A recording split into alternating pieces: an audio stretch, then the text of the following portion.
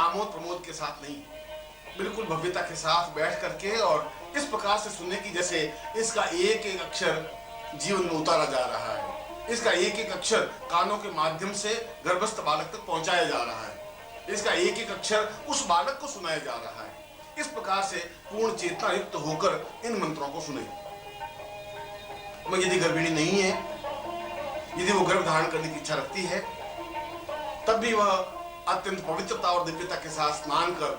बालों को धोकर, स्वच्छ वस्त्र धारण कर, आसन पर बैठकर सामने गुरु के चित्र को स्थापित कर या साक्षात गुरु को सामने उपस्थित कर इन मंत्रों को सुने। और यदि कुछ दिनों तक सुनती हैं तो निश्चय ही उसके गर्भधारण होता ही है, निश्चित रूप से होता है। और यह भी निश्चित है कि ऐसी मां एक सुंदर, स्वस्थ और अद्वितीय बालक को ही जन्म देती है, जो कि अपने आप में तेजस्वी होता है, जो कि अपने आप में अद्वितीय होता है, जो कि अपने आप में भव्य होता है। वह चाहे किसी भी उम्र की, किसी भी जाति की, किसी भी वर्ण की हो। और जैसा कि मैंने बताया कि ये मंत्र, चेतना मंत्र, केवल गर्भस्थ बालक के लिए ही नहीं,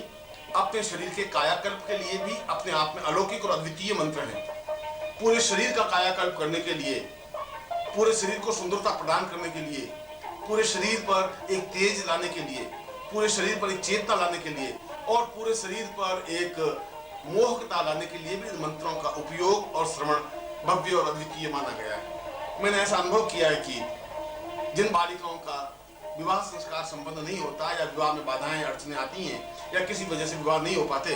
वे भी यदि कुछ समय तक इस चेतना संस्कार युक्त मंत्रों को सुनती हैं तो शीघ्र ही विवाह संपन्न हो जाता है, मनोवांछित पति प्राप्त हो जाता है और जिस पति को वह चाहती है या उसके मन में जिस पति की कल्पना है या जैसा पुरुष चाहती है वैसा ही पति उसके जीवन में प्राप्त हो जाता है। जहां बालिकाओं के लिए, स्त्रियों के लिए यह मंत्र सौभाग्यदायक है, वहां पुरुषों और बालकों के लिए भी यह मंत्र अद्वितीय है,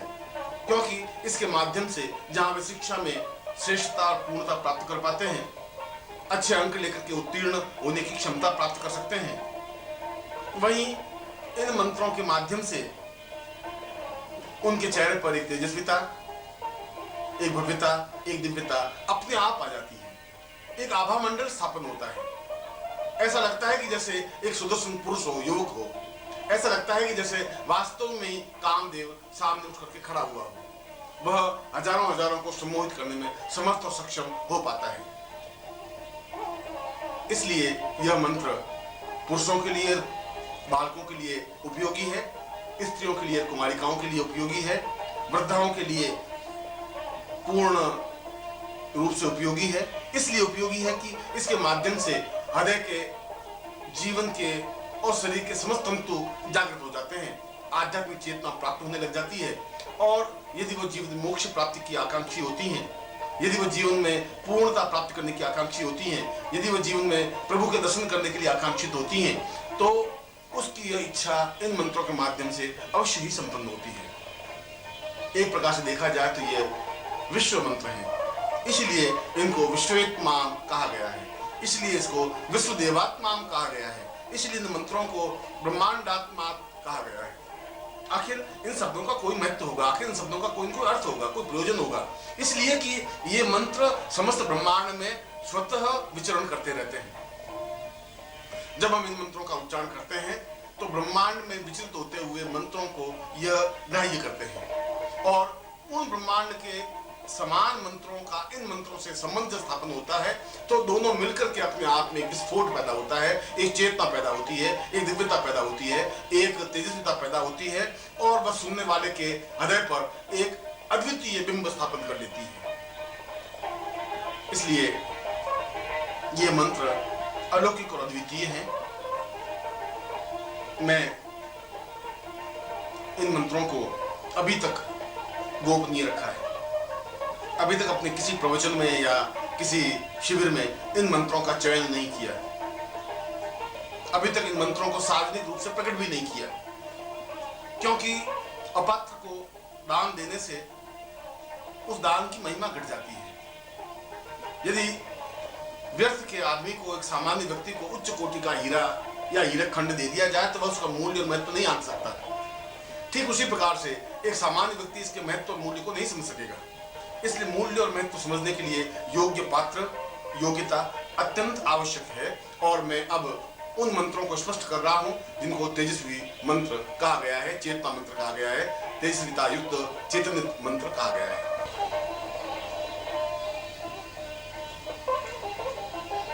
अब मैं चैतन्य संस्कार से संबंधित उन मंत्रों का उच्चारण कर रहा हूं जो प्रकृति निर्मित है, जिनको न देवताओं ने बनाया है, न गंधर्वों ने, न यक्षों ने, किन्नरों ने, न मनुष्यों ने, न ऋषियों ने, जो स्वयंभू हैं, जो अपने आप में उत्पन्न हैं, जो मंत्र अपने आप में दिव्य और चेतना युक्त हैं। उन मंत्रों को मैं उसी ध्वनि के साथ उच्चारित कर रहा हूं, क्योंकि मंत्र के साथ ध्वनि अत्यंत आवश्यक और अनिवार्य तत्व है। उस ध्वनि के साथ उच्चारण कर रहा हूं जिस ध्वनि के साथ प्रकृति ने इसको निर्मित किए हैं। प्रकृति के वातावरण से जिस ध्वनि के साथ उत्पन्न हुए हैं, उसी ध्वनि के साथ में मैं इनको स्पष्ट कर रहा हूं। इसलिए जिनके पास श्रवण करने के लिए ये मंत्र हों, वे अपने परिवार को तो सुनाएं, इनका उपयोग तो करें, मगर इनको दूसरों को दे नहीं, दूसरों को सुनाएं अवश्य, दूसरे भी इससे लाभान्वित हों, ऐसा प्रयत्न तो करें। मैं पूर्ण भव्यता के साथ, श्रेष्ठता के साथ और प्राणिक चेतना के साथ मैं इन मंत्रों को सुना रहा हूं, जिनको सुनना, हृदय में उतारना, शरीर के सातों द्वारों को खोलना और क्रिया योग और कुंडली जागरण का एक प्रारंभिक और अंतिम श्रेष्ठतम प्रयोग है, जिसके माध्यम से कुंडली जागरण हो सकती है, जिसके माध्यम से क्रिया योग संपन्न हो सकता है,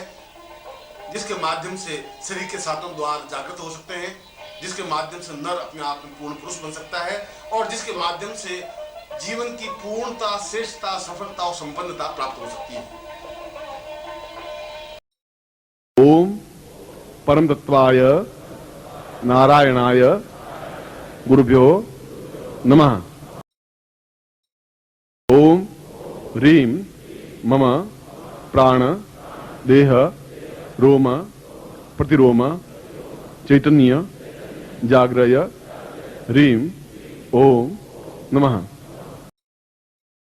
ओम भूर्भुवः स्वः तत्सवितुर्वरेण्यं भर्गो देवस्य धीमहि धियो यो नः प्रचोदयात्।